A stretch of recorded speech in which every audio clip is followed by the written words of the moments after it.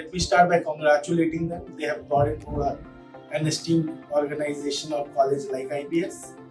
After getting admission in IBS, I think they'll be able to, if they focus, they'll be able to secure good placements, they'll be able to develop a good career. So I wish them all the best. So the world is constantly changing and there are various drivers of change, starting from digitalization and the advancement in technology, right?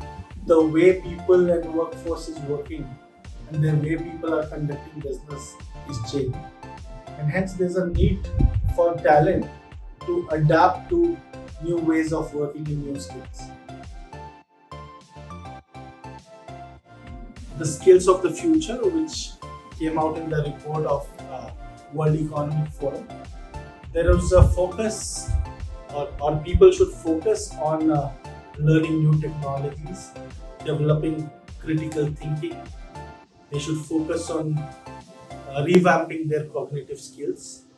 Complex problem solving is another skill which people should develop or inculcate.